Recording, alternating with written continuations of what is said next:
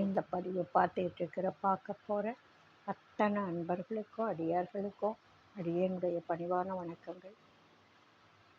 அன்பினை பெறுவாயாகில் அதர்மங்கள் அனைத்தும் நீங்கி துன்பமும் தவிர்ந்து போகும், துயரம் இங்கு உண்டோ சொல்வாய்.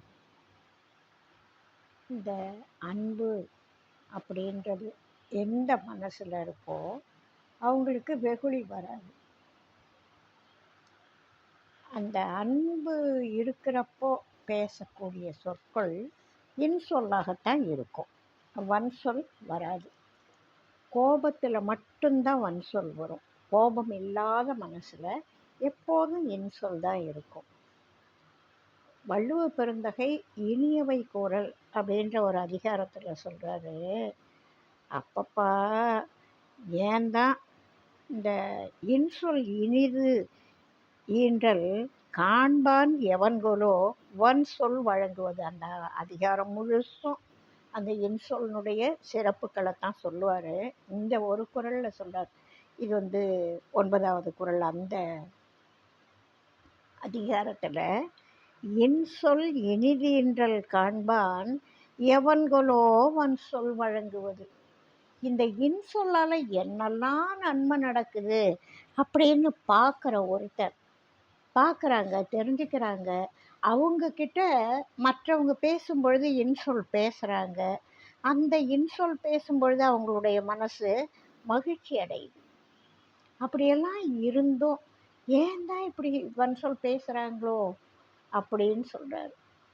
நிறைய எல்லாரும் யோசிக்க வேண்டிய விஷயம். இப்போ கோவப்படாதவங்களே கிடையாது. கோவப்படாதவங்கள உலகம் முழுசும் நம்ம அப்படியே விரலூட்டி எண்ணிடலாம் போல், அவ்வளவு கம்மியாக இருக்குது. சின்ன குழந்தைங்க விளையாட்டாக சொல்கிறாங்க, அம்மா என்னை டென்ஷன் படுத்தாதீங்கம்மா. ஒரு 4 வயசு குழந்தை ஸ்கூலுக்கு அப்போ தான் முதல் போய் எல்கேஜி ஏதோ மாண்டிசோரி அந்த மாதிரி வயசு, வாயில் வார்த்தை வர்ற வயசு. இதை பண்ணு அதை பண்ணுன்னு சொன்னால், அம்மா என்னை டென்ஷன் படுத்தாதீங்கம்மா அப்படின்னு சொல்கிற அளவுக்கு டென்ஷன்ற வார்த்தை ரொம்ப ஃபேமஸ் ஆகிடுது இப்போது. ஆமாம், எல்லாருக்கும் அது ரொம்ப பிடிச்ச ஒரு வார்த்தை.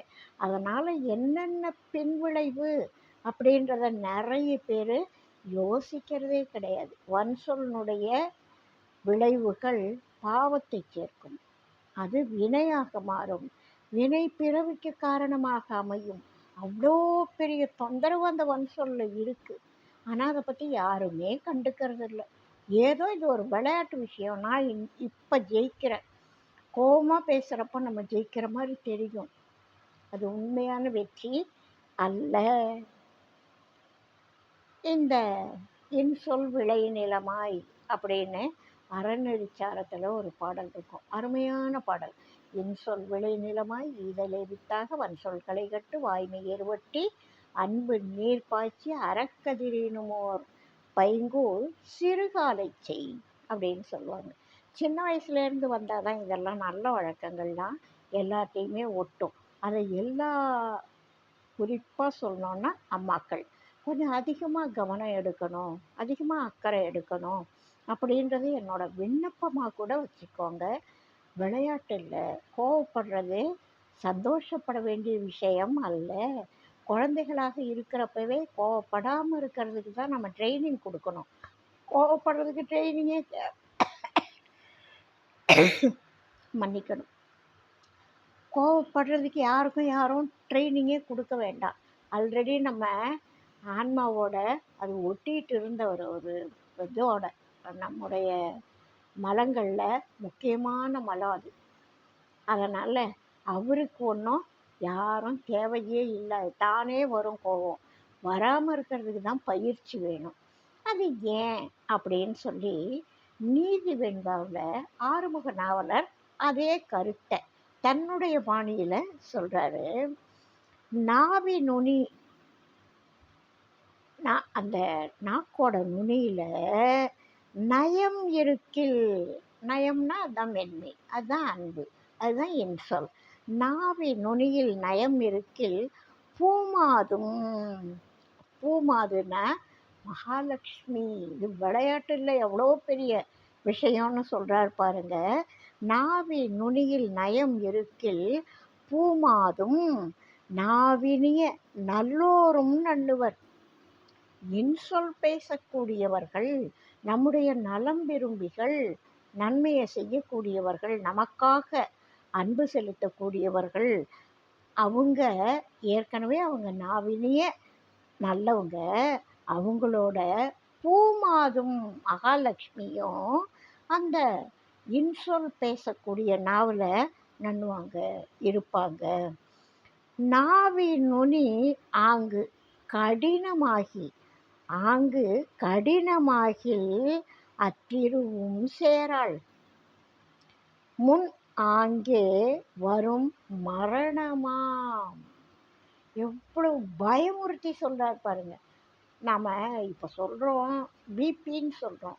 பிபி யாருக்கு அதிகமாக வரும் அப்படின்னு யோசிச்சு பாருங்க. எதையாவது சிந்திச்சு சிந்திச்சு குழப்பமாகவும் ஒரு கோபமாகவும் ஒரு டென்ஷனாகவும் இருக்கிறவங்களுக்கு முதல்ல பிபி ஒரு நல்ல ஃப்ரெண்டாக வந்து சேர்ந்துக்கும், ஒட்டிக்கும். அவங்க எப்போதும் பரபரன்னு அவசரமாகவே இருப்பாங்க, கோபமாக இருப்பாங்க, கடகடன்னு பேசுவாங்க. அதனால் பிபி முன்னாடி வரும். இவங்கெல்லாம் இந்த நோய்கள்லாம் ரொம்ப ஒட்டுறவு அதிகம். ஒருத்தர் வந்தால் அவங்கள தேடிட்டு இன்னொருத்தர் வந்துடுவாங்க. அதுபோல் பல பிரச்சனைகள் உடம்புக்குள்ளே வரும். இதனால் மரணமே கூட சம்பவிக்கலாம். ஹார்ட் அட்டாக்னு ஒன்று வருது இல்லை, நல்ல உச்சமாக கத்துறப்போ ஒரு மாதிரி இருக்கும். யாருக்கு வேணாலும் அந்த நிகழ்வு அனுபவம் இருக்கலாம்.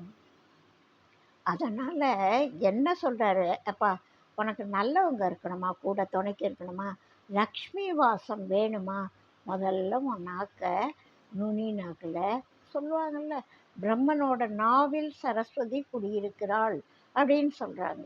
அதுபோல் இன்சொல் பேசுவதன் மூலமும் உன்னோட நாக்கில் லக்ஷ்மி வாசம் இருக்கும். உன்னோட நாக்கில் இருக்கும்னா என்ன அர்த்தம்? உன்னோட இருப்பாய்யா.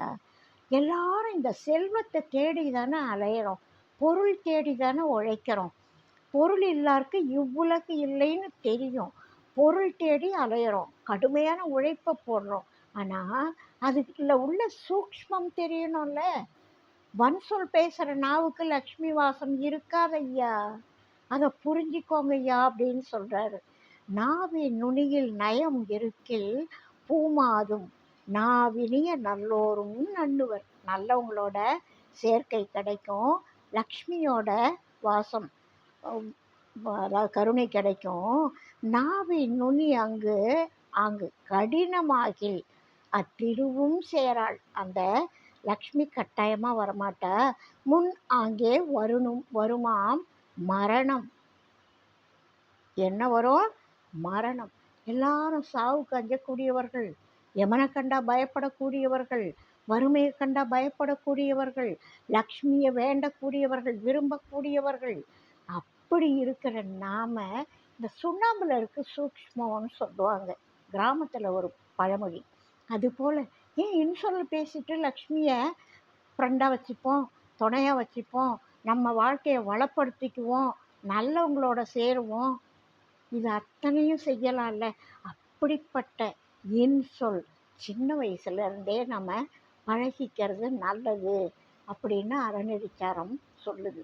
ஏன்னா தொட்டில் பழக்கம் சுடுகாடு மட்டும். சின்ன வயசுலேயே நம்ம பழக்கி விட்டுட்டோம்னா அவங்களுக்கு அதுவே பழகிடும். அதனால் இந்த நல்ல விஷயத்தை நிறைய எல்லாரும் கவனிக்கணும்.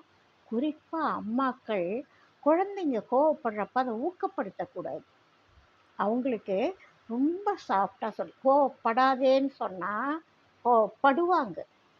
கோவப்படுறதுனால என்ன பயன், என்னெல்லாம் கிடைக்காம போயிடும், என்னெல்லாம் கிடைக்கும், இந்த விளக்கத்தை குழந்தைங்களுக்கு எல்லாமே புரியும்.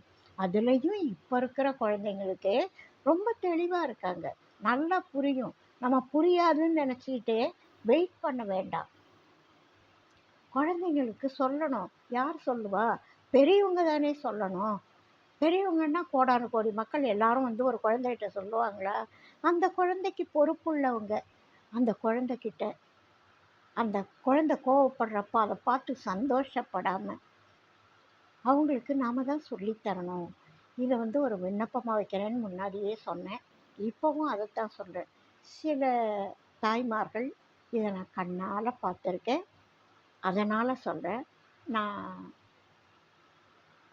அதாவது அந்த காலத்தில் சமூக நலத்துறை நடத்தின பாலர் பள்ளி அப்படின்ற பள்ளியில் வேலை செய்தவர்.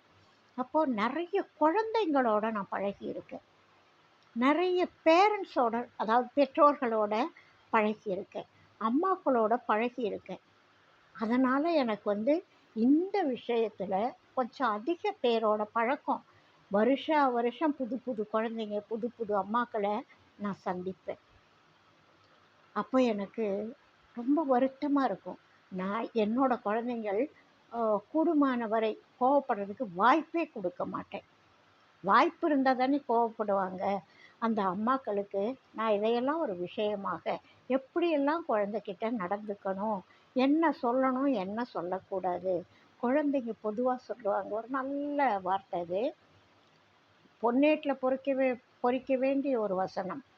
குழந்தைங்க கெட்ட வார்த்தை பேசுகிறாங்க அப்படின்னு வருத்தப்படுறீங்க. அவங்க கெட்ட வார்த்தை பேச தெரியாதவங்க, கேட்ட வார்த்தையை தான் பேசுகிறாங்க அப்படின்னு ஒரு அருமையான சொல் வழக்கு இருக்குது. அப்போ அவங்க கேட்டதை தானே பேசுகிறாங்க. அப்போது அது அவங்க காதுக்கு நல்ல விஷயங்கள் கேட்கும்படியாக நம்ம நடந்துக்கணும். பெரியவங்களுக்கு கோபமே வந்தால் கூட அது குழந்தைங்களுக்கு தெரியாமல் பார்த்துக்கணும். இதை நான் இவ்வளவு சொல்கிறதுக்கு காரணம் உண்மையிலேயே என்னுடைய அந்த பழைய அனுபவம் தான் இப்போ அதை சொல்ல வைக்குது. குழந்தைங்க கிட்ட இப்படி நடந்துக்கணும். இது வந்து பெரியவங்களானதுக்கப்புறம் நீ கோவப்படாத, கோவப்பட்டா உனக்கு லக்ஷ்மி வரமாட்டா, இப்போ இதுதான் வரும், நோய் தான் வரும், மரணம் தான் வரும்னு சொன்னால் புரிஞ்சிக்கவே மாட்டாங்க. இத்தனை வருஷமாக நான் பழகிட்டு எனக்கு வந்து நீ புத்தி சொல்ல வர்றியான்னு கேட்பாங்க. அப்போது ஒரு விஷயத்தை பழக்கி விட்டுடணும். அது எப்படி அப்படின்னா, தடுப்பூசி போடுறது வேறு ஒருத்தர் இந்த உதாரணத்தை சொன்னார். நான் கேட்டுட்டு தான் எனக்கு பிடிச்சிது. இப்போது அந்த காலத்தில் அம்மை நோய் அப்படின்றது ஒரு மிகப்பெரிய கொடுமையான நோய். பல பேருக்கு பெரியம்மையினால் உயிருக்கு ஆபத்து ஏற்பட்டது கூட உண்டு. அம்மையினால் மரணித்தவங்க, அது வந்து அம்மையில் குளிர்ந்து போயிட்டாங்க அப்படின்னு சொல்லுவாங்க. அது வந்து சூடால் வர்ற நோய், அம்மையில் குளிர்ந்து போயிட்டாங்க அப்படின்னு சொல்லுவாங்க. அதுபோல் அம்மைகள் பலவிதம். அதில் சில அம்மைகள் அவ்வளவு ஆபத்தானது.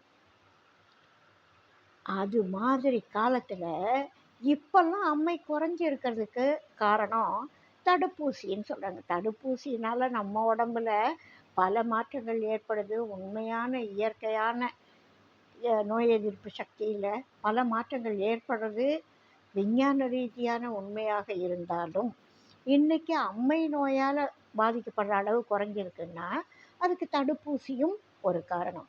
போலியோவால் குறையுது அப்படின்னு சொன்னால், போலியோ நோய் குறைஞ்சிருக்கு அப்படின்னா போலியோ தடுப்பூசி அப்படின்னு அர்த்தம். ட்ராப்ஸ் குழந்தைங்களுக்கெல்லாம் கட்டாயப்படுத்தி கொடுத்தாங்க. இப்போ போலியோ கம்மியாக இருக்குது, அம்மை நோய் கம்மியாக இருக்குது அப்படின்னா அதுக்கு என்ன காரணம் அப்படின்னு சொல்கிறாங்க தெரியுமா? உண்மையிலேயே சொல்கிறப்ப ரொம்ப மகிழ்ச்சியாக இருக்குது. ஒருத்தருக்கு தடுப்பூசி போட்டதுனால அன்னைக்கு அந்த நோய் இல்லை. தடுப்பூசி போட்டுட்டாங்க, அது உடம்புக்குள்ளே அந்த ஆற்றல் இருக்குது, அந்த தடுப்பூசி மருந்தோட ஆற்றல் இருக்குது. எப்போ அம்மை வருமோ அப்போ இது வராமல் அதை தடுத்து பாதுகாக்குது உடம்ப. இது வந்து அன்னன்னைக்காக தடுப்பூசி போடுறது இல்லை, என்றைக்கும் வராமல் இருக்கிறதுக்காக போடுறது தடுப்பூசி. அந்த தடுப்பூசி மாதிரி நம்ம நல்ல விஷயங்களை குழந்தைங்களுக்கு சின்ன வயசுலேயே பழக்கணும். எத்தனை தடுப்பூசி போடுறோம். பிறந்த உடனே இந்த தடுப்பூசி போடணும், 3ஆம் மாதத்தில் இந்த தடுப்பூசி போடணும், இத்தனை மாதத்தில் இந்த தடுப்பூசி போடணும், 1 வருஷத்தில் போடணும், 3 வயசில் போடணும். இப்படி நம்ம ஒரு தடுப்பூசியை அந்தந்த காலத்தில் அதை போடுறோம் இல்லையா? அம்மை நோய்க்கு ஒன்று, அந்த பிசிஜின்னு ஒன்று போடுவாங்க, போலியோக்குன்னு ட்ராப்ஸ் இப்படி விதவிதமான ஒவ்வொரு நோய்க்கும் ஒரு தடுப்பூசி இருக்கிற மாதிரி பல நோய்களுக்கான தடுப்பூசியாக இந்த இன்சொல்லை நம்ம பழக்கி விடணும் அப்படின்றது உண்மையான விண்ணப்பம். நிறைய குழந்தைகள் இப்போ அதை சுலபமாக சொல்கிறாங்க. அப்படி இல்லாமல் அன்பு அப்படின்ற நீரை பெரியவங்க தான் பாய்ச்சி அந்த பயிரை வளர்க்கணும் அப்படின்னு சொல்லி கேட்டுக்கிறேன். இந்த பதிவில் இன்னொரு பாடலையும் அப்படியே பார்க்கலாம் அப்படின்னு நினைக்கிறேன். இந்த பாடலுக்கும் இந்த முன்னாடி சொன்னதுக்கும் அடுத்த பதிவில் அடுத்த பாடலை பார்க்கலாம். வாழ்க வளமுடன்.